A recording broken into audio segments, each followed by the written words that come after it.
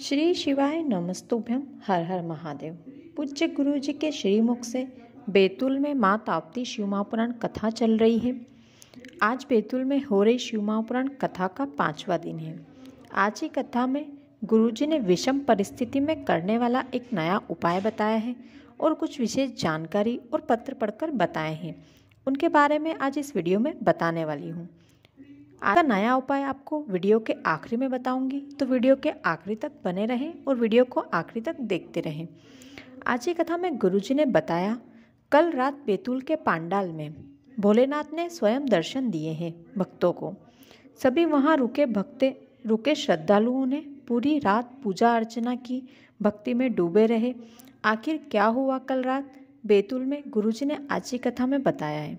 कल रात बारिश की बूंदों से टेंट के ऊपर शिवलिंग के स्वरूप का दर्शन सभी भक्तों को हुआ है।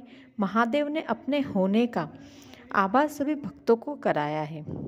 जैसा कि आप फोटो में देख पा रहे हैं, ये वहाँ के कल रात के भोलेनाथ के दर्शन है। आज की कथा की अगली जानकारी, जिसने अपनी जिंदगी में खूब धन कमाया, संपदा कमाई, बढ़ाई, उसकी मूर्ति चौराहे पर नहीं लगती, ना ही कोई सम्मान मिलता है, ना ही कोई राष्ट्रपति पुरस्कार मिलता है। लेकिन जिसने अपने जीवन काल में किसी की मदद की है, या कोई छोटा स्कूल बनवाया है, या अन्य कोई ऐसी चीज़ बनवाई है जिससे लोगों का कल्याण हो, जन कल्याण हो, तो उसकी मूर्ति चौराहे पर भी लगती है और उसे राष्ट्रपति पुरस्कार से सम्मानित भी किया जाता है। आज की कथा की अगली जानकारी, जैसा बच्चा दिन भर रोता है तो माँ अपने काम में लगी रहती है, अपना काम पहले करती है, और यदि बच्चा सो रहा है और अचानक नींद से उठकर अचानक से बहुत ज़ोर से रोने लगता है या अचानक से कभी चिल्लाने लगता है, तो बच्चे को माँ तुरंत अपनी गोद में उठा लेती है और उसे चुप कराती है। उसी प्रकार यदि हम दिन भर माला फेर रहे हैं, भगवान का नाम ले रहे हैं, तो भगवान नहीं आते हैं। लेकिन यदि किसी एक दिन, एक क्षण में हम सच्चे मन से भगवान को याद कर लेते हैं, तो भगवान जरूर आते हैं। हमें भोलेनाथ की पूजा के साथ अपना कर्म भी करते रहना चाहिए, तो उसका फल हमें जरूर मिलता है। गुरुजी ने आज की कथा में बताया, यदि कोई नशे की बुरी लत का आदी है, मांस मदिरा का आदी है, किसी औरत के चक्कर में है, व्यसन में डूबा है, मदिरा पान करता है, तो उसे कसम दिलाने या किसी ज्योतिष पंडित के पास ले जाने से वो व्यक्ति बुरी आदत नहीं छोड़ेगा। इसके लिए आप उस व्यक्ति को मंदिर ले जाना चालू करें, उस व्यक्ति को भगवान की भक्ति में डुबाएं, एक लोटा जल शिवजी पर चढ़वाना चालू करें। जैसे जैसे वो इंसान या वो व्यक्ति भगवान की भक्ति में डूबा चला जाएगा, उसे स्वयं ही बुरी चीज़ों से नफरत हो जाएगी।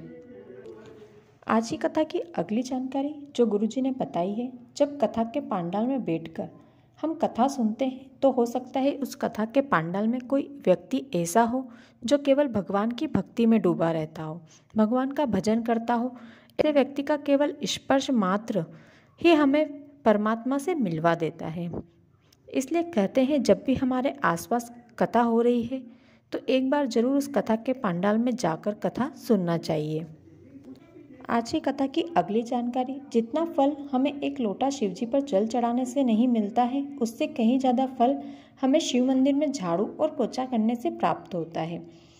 तो कभी भी यदि आप शिव मंदिर जा रहे हैं और वहाँ गंदगी देखें, तो शिव मंदिर में साफ सफाई अवश्य करें। आज की कथा की अगली जानकारी, किसी भी इंसान को ये नहीं पता होता है कि मरने के बाद उसे स्वर्ग मिलेगा या नरक मिलेगा। उसे केवल अपने कर्म अच्छे रखना चाहिए, बाकी क्या मिलना है वो भगवान के हाथ में है।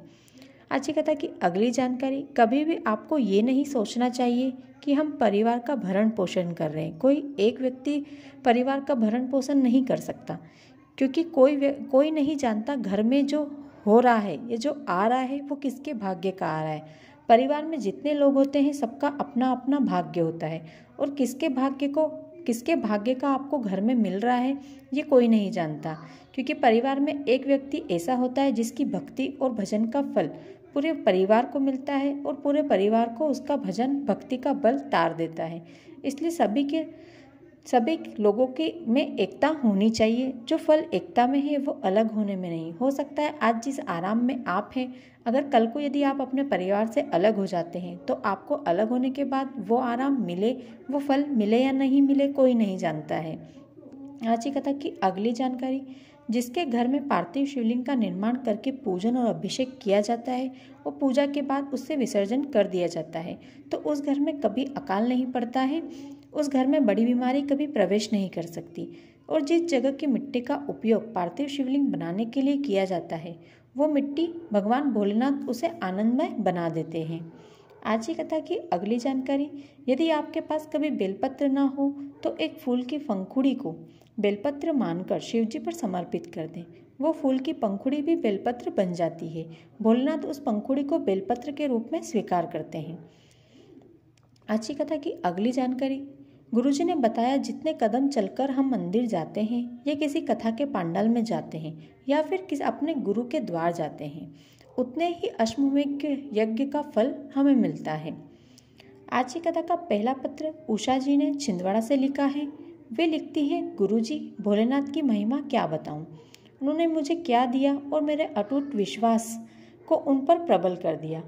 मैं मंदिर तो जाती लेकिन मेरा विश्वास प्रबल नहीं था। मैं शिवजी को जल भी चढ़ाती थी।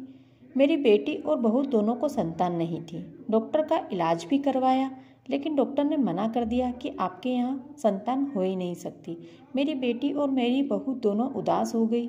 फिर मुझे किसी ने आपकी कथा के बारे में बताया, आपके पशुपतिनाथ के व्रत के बारे में पता चला।